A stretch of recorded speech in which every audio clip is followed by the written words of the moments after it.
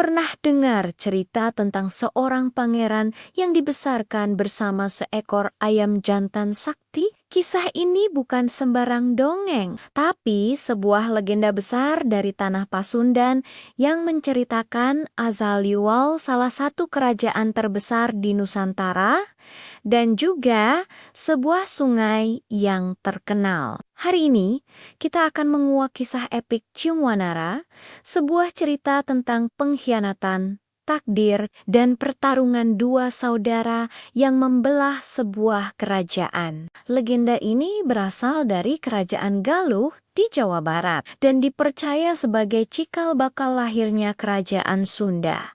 Siapkan diri kalian karena kita akan kembali ke masa lalu di mana intrik istana dan kekuatan magis berpadu menjadi satu. Kisah kita dimulai di Kerajaan Galuh, sebuah kerajaan makmur yang dipimpin oleh Raja Purbasari yang bijaksana. Raja Purbasari memiliki dua orang putra dari dua permaisuri berbeda. Putra pertama bernama Ciungwanara, lahir dari permaisuri pertama yang sayangnya telah meninggal dunia. Putra kedua adalah Haryangbanga, anak dari permaisuri kedua yang bernama Dewi Pangrenyep. Berbeda dengan mendiang permaisuri pertama yang baik hati, Dewi Pangrenyep adalah sosok yang licik dan penuh ambisi. Ia sangat menginginkan putranya, Haryangbanga, yang menjadi pewaris takhta satu-satunya. Kehadiran Ciungwanara yang masih bayi dianggap sebagai penghalang besar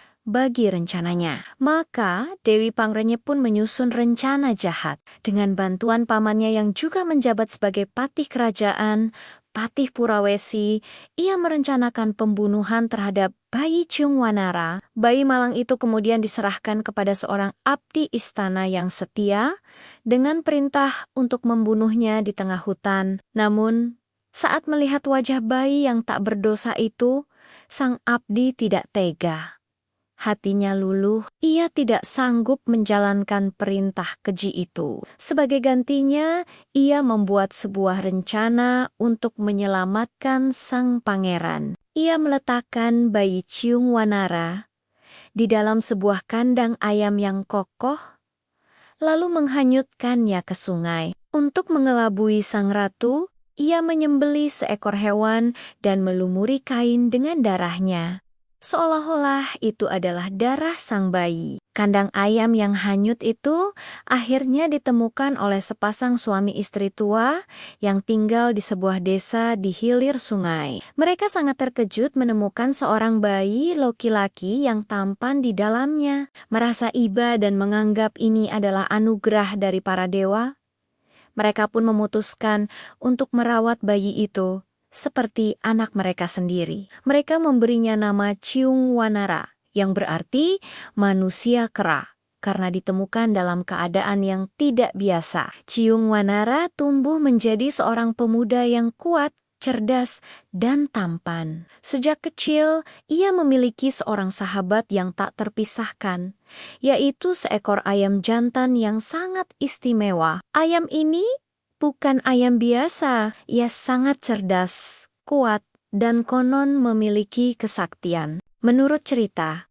ayam jantan itu adalah jelmaan roh penjaga yang ditugaskan untuk melindungi Ciungwanara dari segala mara bahaya. Seiring berjalannya waktu, kehebatan ayam jantan milik Ciungwanara mulai tersebar dari desa ke desa. Ayam itu selalu menang dalam setiap pertarungan sabung ayam, mengalahkan semua ayam jawara di seluruh penjuru negeri. Tidak ada satupun yang bisa menandingi kekuatannya.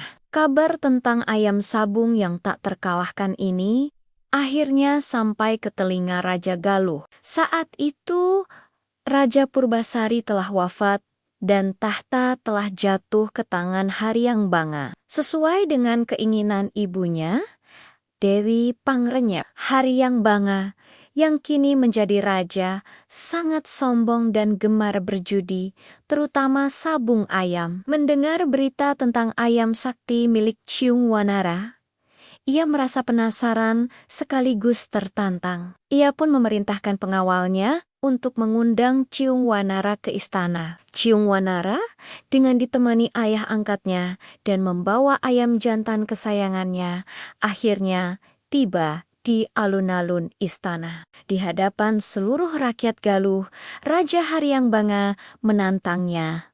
"Wahai pemuda, aku dengar ayam jantanmu tak terkalahkan. Mari kita adu dengan ayam jagoanku," kata sang raja dengan angkuh. "Jika ayammu menang, aku akan memberikan setengah dari kekayaanku sebagai hadiah. Tapi jika ayammu kalah, nyawamu akan menjadi taruhannya."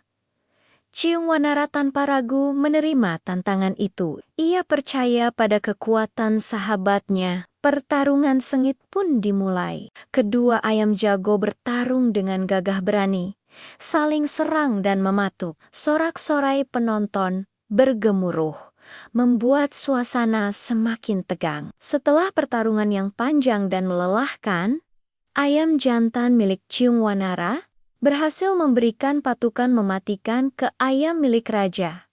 Ayam raja pun tumbang dan kalah. Sesuai janjinya, Raja Haryangbanga harus menyerahkan hadiahnya. Namun, di tengah keramaian itu, sesuatu yang tak terduga terjadi. Patih Purawesi, paman dari Dewi Pangrenyep yang dulu ikut merencanakan pembunuhan Ciung Wanara, melihat wajah ayah angkat Ciung Wanara, ia langsung mengenali pria tua itu sebagai abdi yang dulu ia perintahkan untuk membunuh sang bayi. Ketakutan, Patih Purawesi mencoba melarikan diri, namun berhasil ditangkap oleh para prajurit. Di hadapan semua orang, sang abdi tua itu akhirnya tak bisa lagi menahan rahasia yang ia simpan selama bertahun-tahun. Dengan suara gemetar, ia menceritakan seluruh kebenaran bahwa pemuda bernama Ciung Wanara ini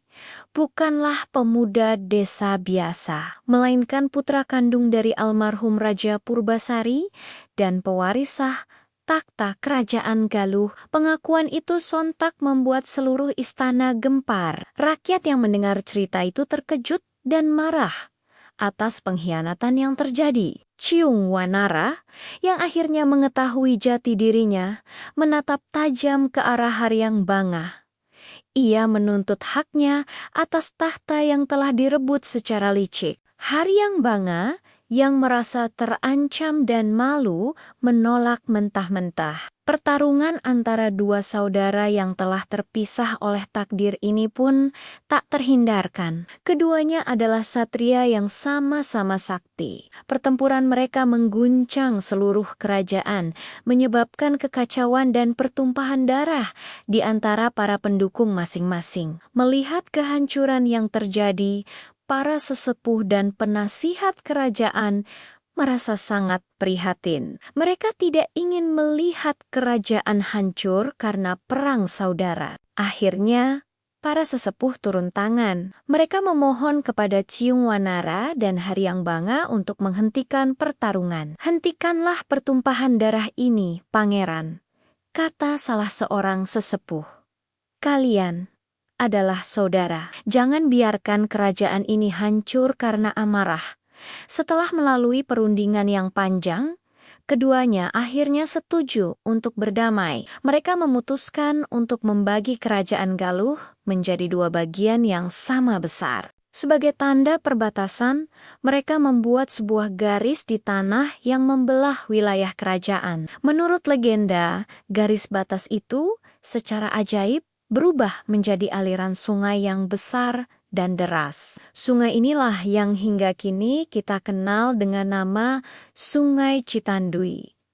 Sejak saat itu, kerajaan pun terbagi dua. Ciung Wanara memerintah kerajaan Galuh di sebelah timur sungai, sementara Haryangbanga memerintah kerajaan baru bernama Kerajaan Sunda di sebelah barat sungai. Kisah Ciung Wanara mengajarkan kita sebuah pesan moral yang sangat kuat, bahwa sekeji apapun kejahatan direncanakan, pada akhirnya kebenaran dan keadilan akan selalu menemukan jalannya untuk menang. Legenda ini juga mengingatkan kita tentang pentingnya menjaga tali persaudaraan, bahkan di tengah persaingan dan perebutan kekuasaan. Pertarungan antara Ciung Wanara dan Haryang Banga menjadi simbol bahwa perpecahan hanya akan membawa kehancuran. Sedangkan perdamaian dan pembagian yang adil dapat menciptakan keseimbangan baru. Nah, itulah kisah epik di balik legenda Ciung Wanara